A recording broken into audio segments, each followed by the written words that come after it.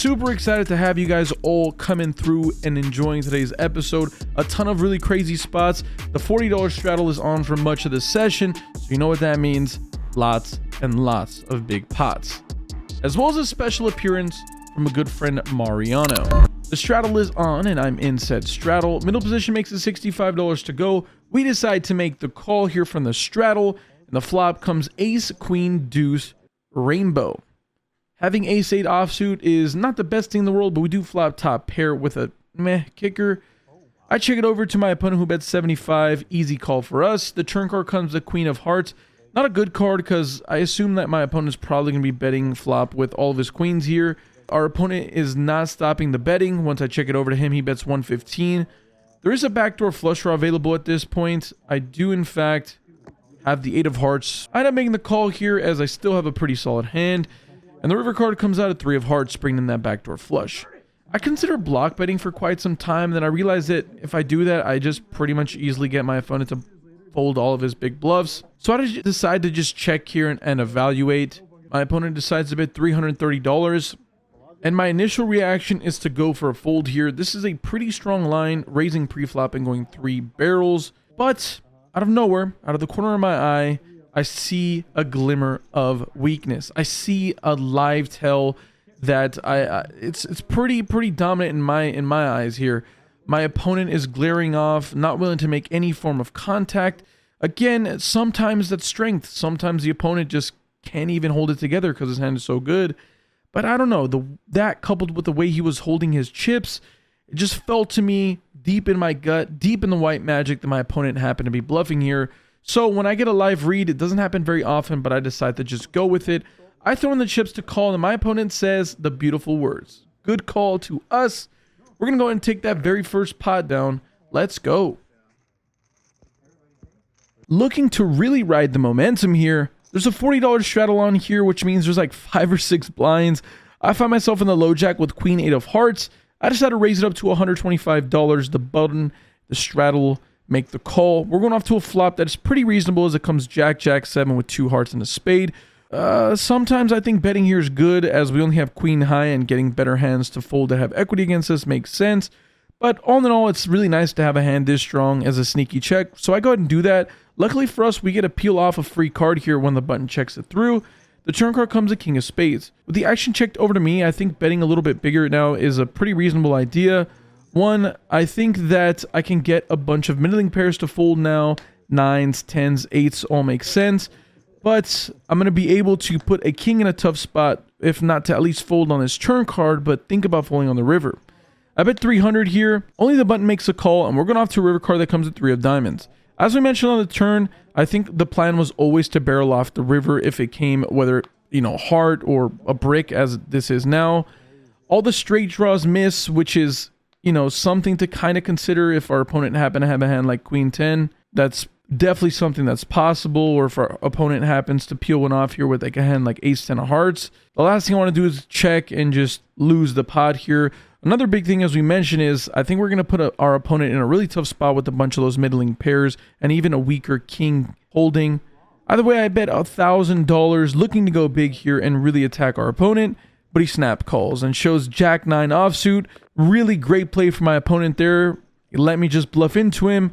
Got to tip your cap off. Hopefully next time we have a monster. These last couple sessions for sure have been super swingy for me. Things go from really high to really low.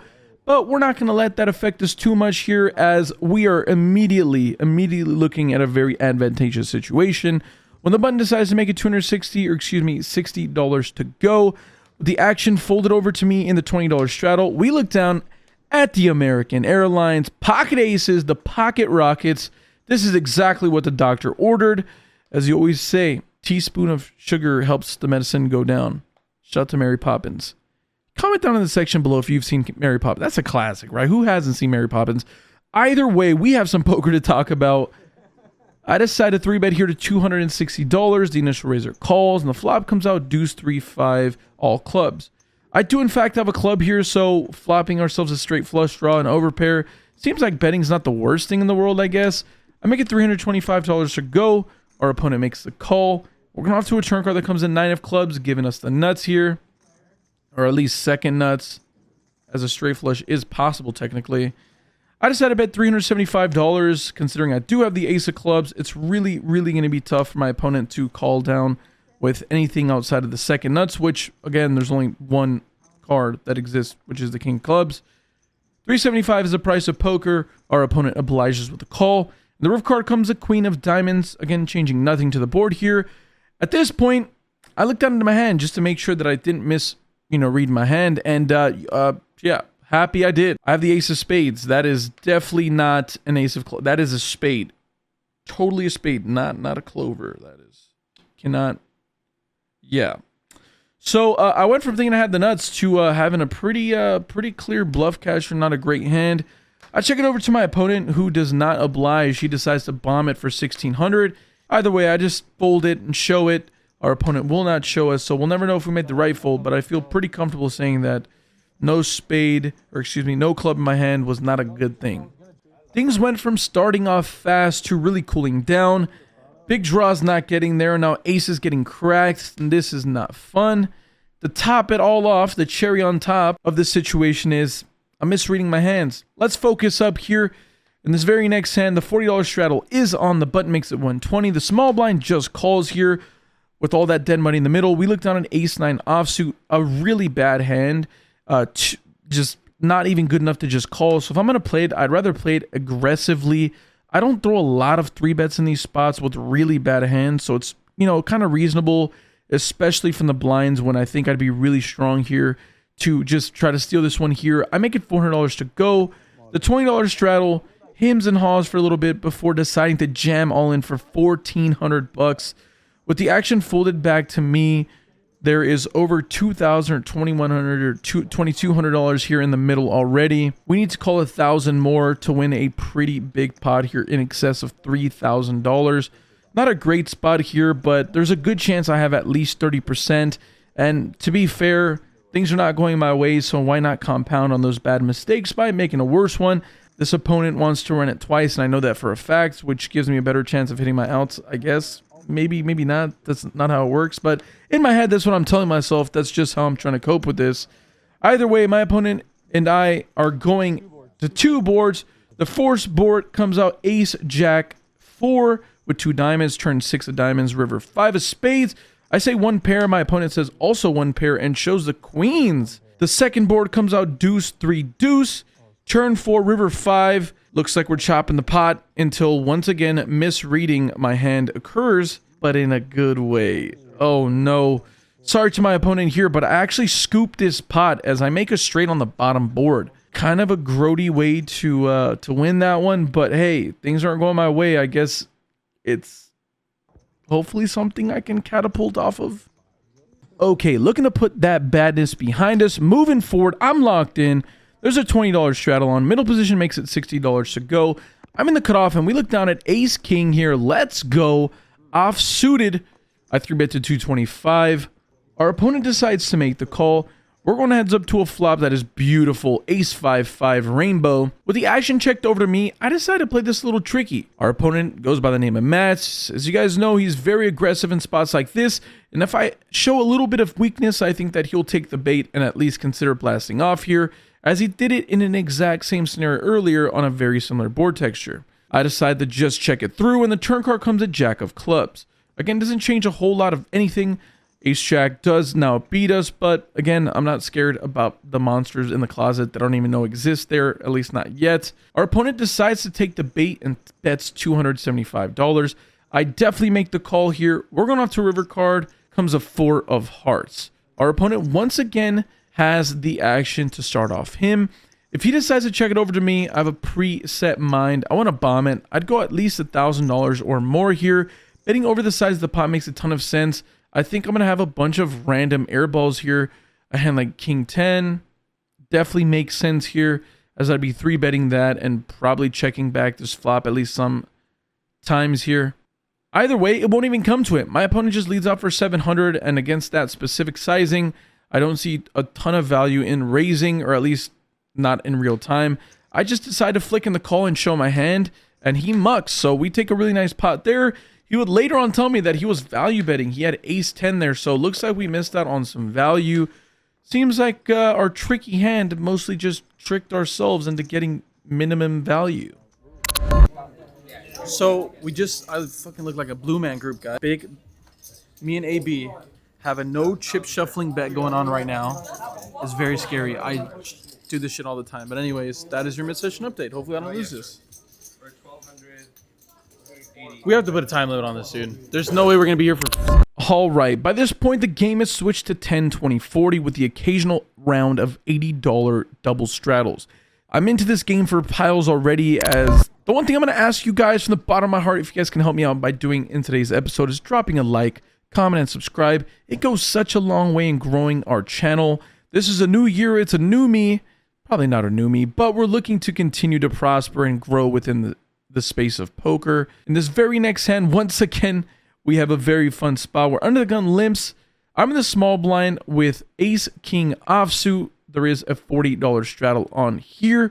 I'm making $150 to go. The big blind, the straddle, and the limper all make the call here. We're going off to a flop that comes 10-6 king with 2 diamonds. Super wet and coordinated board textures. What we do have is top, and that's really good. I decided to bet a little bit on the bigger side for $275.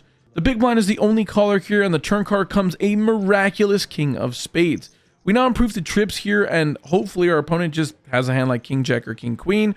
Now again, the question becomes, how much can I get? We have about a 1.1 or 1-to-1 SPR, which means stack to pot ratio. The biggest thing that's crossing my mind is that my opponent is going to be incapable of calling a river bet if his draws brick. So in my mind, the only opportunity I have at making money is if I go all in here, and he's probably going to at least consider gambling because he'll want to run the board twice. I'm looking to make the maximum this time around. I go all in for $1,300. Our opponent goes into the tank for a brief moment before deciding to say the beautiful words, well, if they're willing to pack up the bags and go home, I might as well do the send-off for him. We run out 2 boards. The first board comes up the 9 of clubs, which isn't too solid, and the river on the second board is the 8 of hearts. Our opponent says he misses, and we scoop a massive pot, amassing over $3,000. Finally heading in the right direction, almost at the break-even point, looking to continue to move forward. Once again, there's a $40 straddle on in the following hand. I looked down at 10-8 of clubs here, suited 1 gapper. We're playing like 7-handed at this point. I raise it up to $125 from middle position. The big blind and the straddler both make the call. And the flop is pretty good as it comes 9-7 deuce rainbow. We flop a backdoor flush draw as well as an open-ender to the nutter balls here. With the action checked over to me, I throw out a small c-bet of $100 here, going less than a third of the size of the pot here. The big blind makes a call, and then the straddler raises to $400.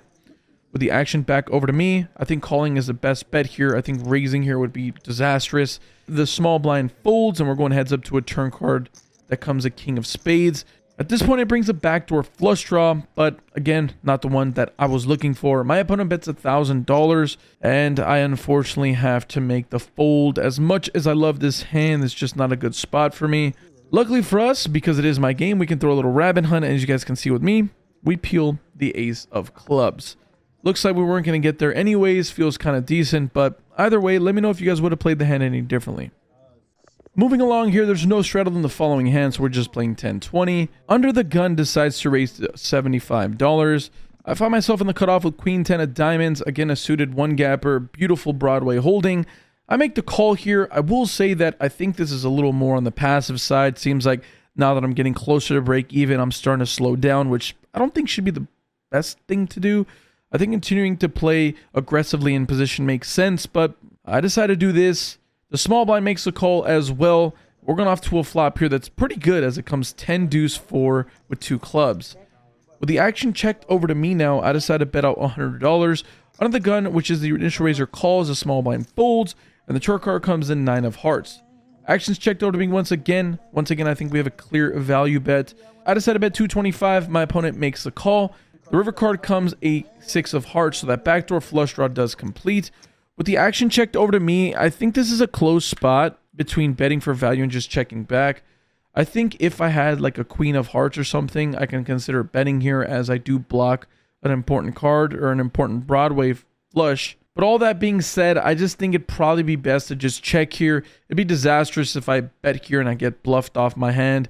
if my opponent just decides to turn a hand like ace-9 into a bluff that has a heart.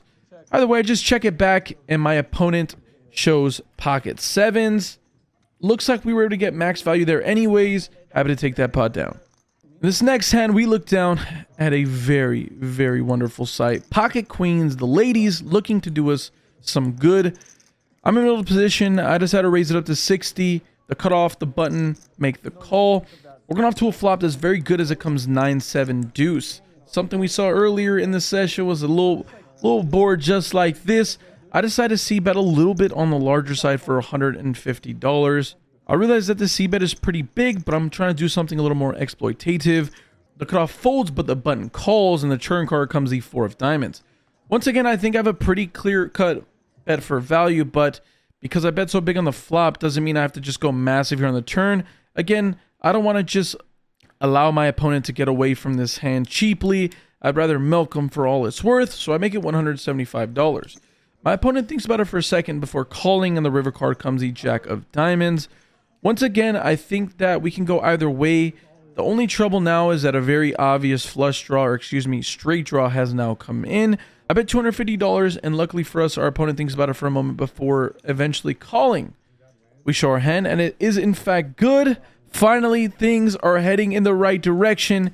After being stuck piles early on, we find ourselves back in black, and obviously I can fold to all the times my opponent raises because, again, it's pretty hard to have a bluff here on the river.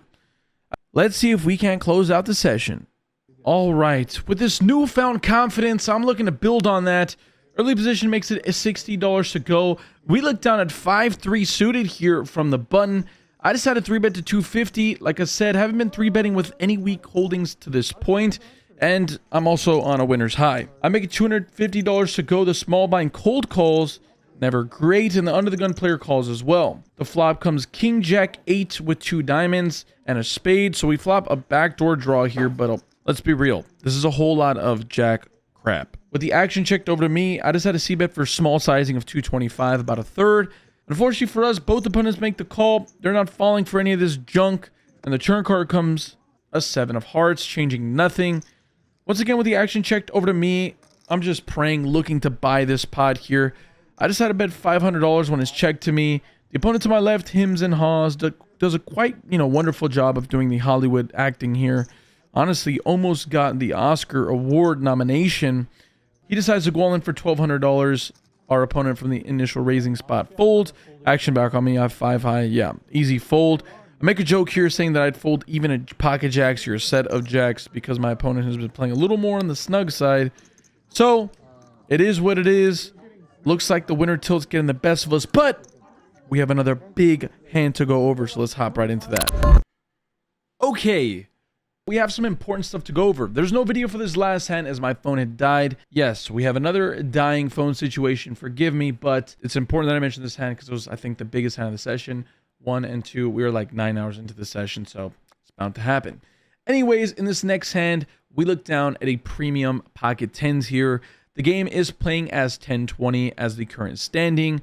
Pocket 10, 6-handed seems like a good hand. I raise to $60. The cutoff decides to 3-bet here for a really small sizing of 160. And because it's so small, that invites the button to cold call, the small blind to cold call, and Matt in the big blind to cold call as well. Yeah, I don't know what to do perfectly in this spot as far as sizing, but I think we have a clear 4-bet here. I'm not really in the business of 4-betting pocket 10s, but when it goes 3-bet and then like 4 cold calls or whatever, it probably makes the most sense to thin out the field. I decide to raise it up here to $1,000. Luckily for us, everyone folds except for Matt in the big blind. So a double cold call is an interesting spot here. Don't know really what to put my opponent on. I think our opponent can have probably as good as jacks, maybe even, so better than us. Either way, we're going off to a flop that comes ace, king, 10. Oh my goodness. Yeah. Feels great for me at least. We flop ourselves bottom set on a super wet board texture. Obviously a hand like queen jack maybe is possible sometimes, but it feels like my opponent's definitely gonna have an ace in this spot here. Hard to see exactly what's going on as this is a really tricky spot that I'm assuming most people won't come across. specifically not the way it was played. Anyways, I decided to throw out a little down bet when it's checked over to me for $800. There's already quite a bit of money in the middle here. I don't know what the perfect thing to do is, so I think a third is okay. I leave myself about 1,500 behind after this bet. My opponent makes a call, looking to fade all clubs here or straightening cards, and unfortunately, the turn card comes a queen. At first glance, when my opponent checks it over to me, I was worried, but I think that, to be honest, not a whole lot of jacks are in my opponent's range. I think my opponent's range is super narrow and condensed to maybe 1 or 2 combos of ace jack suited, and that obviously gets divvied up when the board is as it is. Either way, after quite a bit of thinking, obviously my opponent can still have a hand like king queen suited.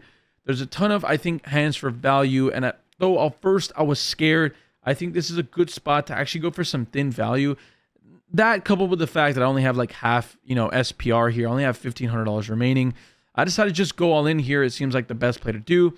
My opponent doesn't snap call. That was what we were fading, which is great, as we obviously know our opponent does not have a jack. And our, suspicions are confirmed when our opponent goes ahead and asks, man, I really hope you don't have a jack here. I call. So that's music to my ears until my opponent follows that by saying he has pocket kings. Yeah, this is genuine. I could not put him on that. I don't know what else to say besides that.